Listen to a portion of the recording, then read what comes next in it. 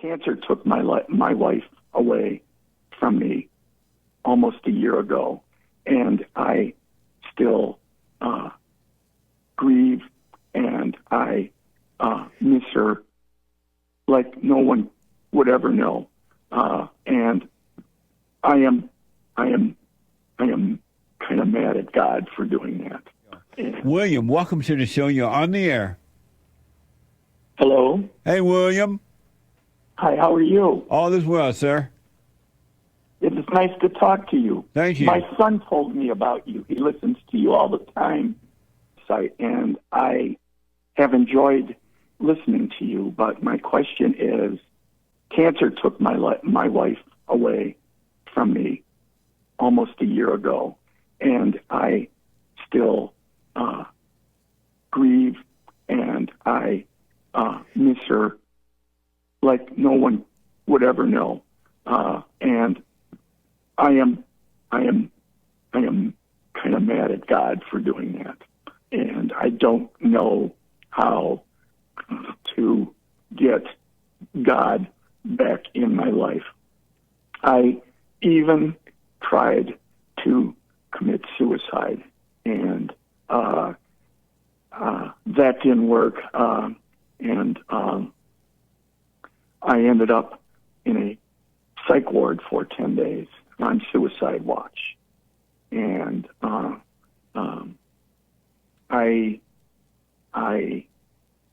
am very sad still, and I don't know how I can ever become happy again. So I guess that is my question to you. Your question is what? How can you become happy? How can I become happy, and why am I still mad at God for taking Cindy? Cindy was a physician. She helped people her whole life, and when she retired, she volunteered at an animal shelter and helped animals her last few years. How long had you been married? 21 years. Nice. And so why do you think God did that? I don't know who else would do that. Why? How about evil? Satan would take life. God don't take life. He gives life. The devil take life. God gives life. Why was the devil in her life? Why did the devil take her instead of me first? I don't know, Why? but if I were you, I'd be grateful that she went first and not you, so you can work on yourself. No, yes and no. I would do anything to have her here sitting with me right now. And let me tell you this then. The grief and the pain that you're having right now is not about your wife. It's about you.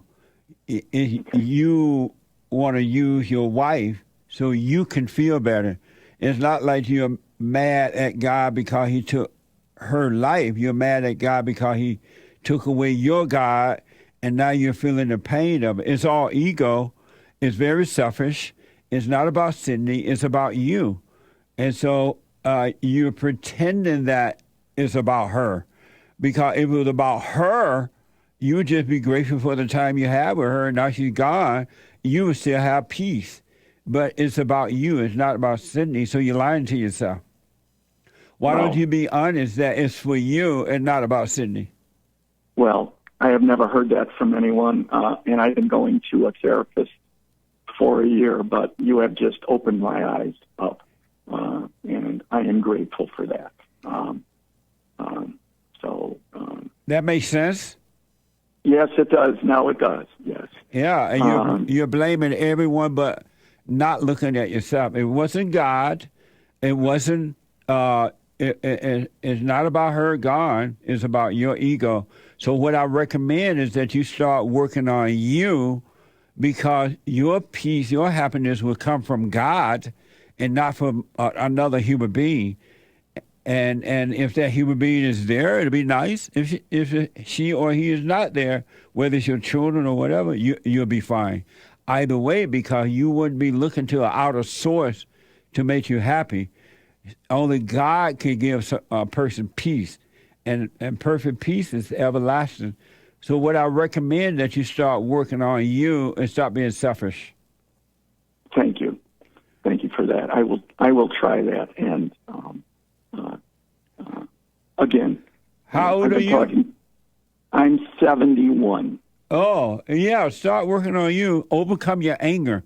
You still have anger? Yes, I do. Yes, I do. And yes. And why are you holding on to anger? Because nothing like this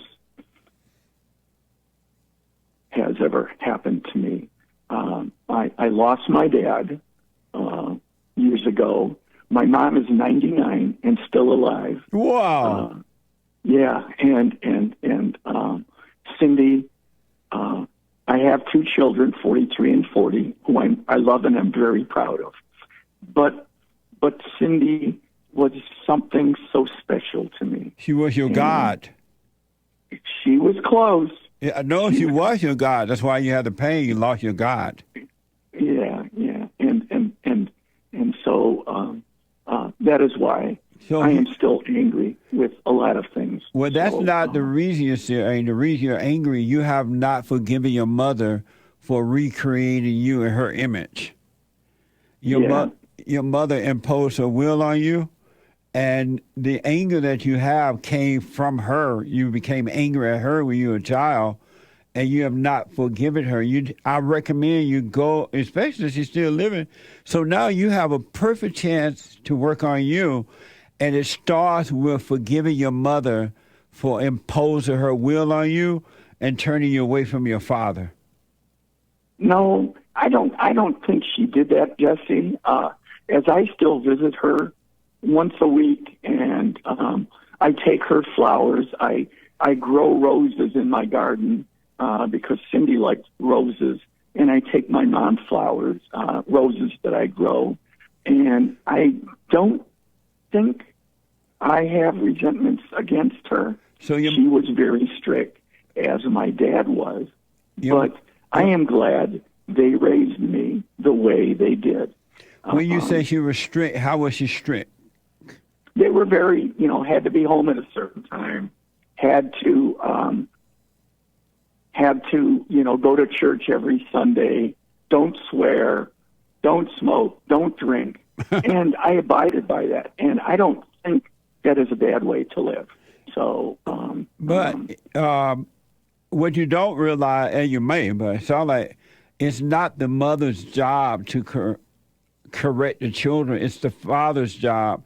That's why the mother is supposed to report to the father, and the father discipline the kids because mothers don't have love, and they only have anger, and they discipline with anger, and that can cause you to become angry too. Yeah.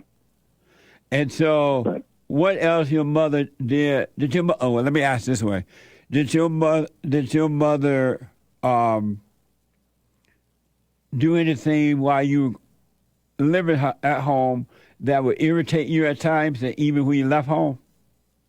She would swear, and I didn't like that. I didn't think a lady should swear. Yeah. I don't know. I thought she was a loving lady, so I don't really, she's from the Depression era, okay, and they had nothing at one time, and she did the best she could for me. She did the best, but it was evil. Well, yes and no. I would tend to differ with you because I don't think she had an evil bone in her body. Really? So you think it's good to curse like that? Well, okay, maybe that evil bone. You are right. But let's deal with that. Is that good or evil? That is, in my mind, it is evil. So we just found one evil bone in her body. Yes, only one. Only one.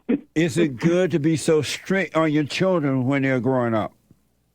I don't know. I got sole custody of my daughter when she was 14 because my first wife was abusive, both physically and emotionally.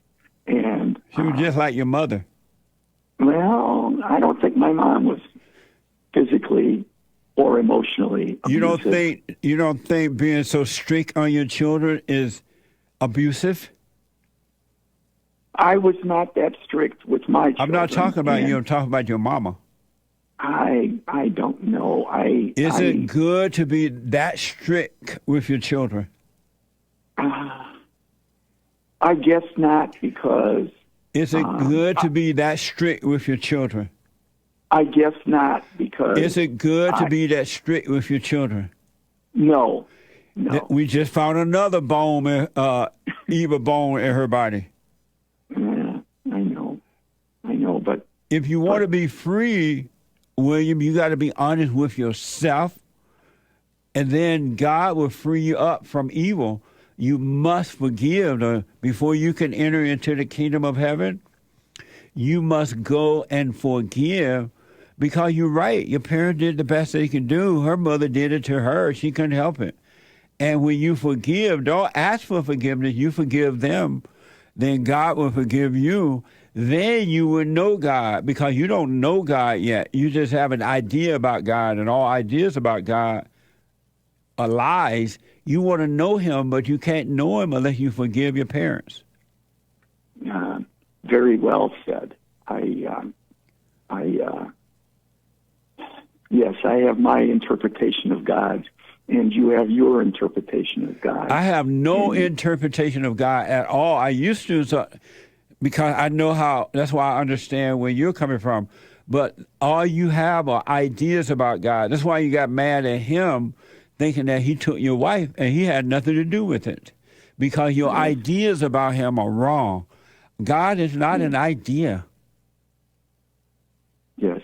And then those suicidal thoughts you had when you tried to take your life, those came from your God, the devil.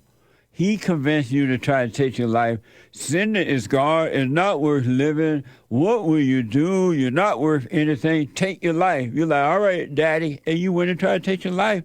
You're worshiping the devil. Yeah, thank you. I never looked at suicide as that way, but I looked at it as a way to end my sorrows and misery, and I now look at it as I have a therapist. I am on antidepressants, and I do have a lot to live for. You have a dumb therapist. He or she trying to give you medication to solve spiritual issues. That won't work.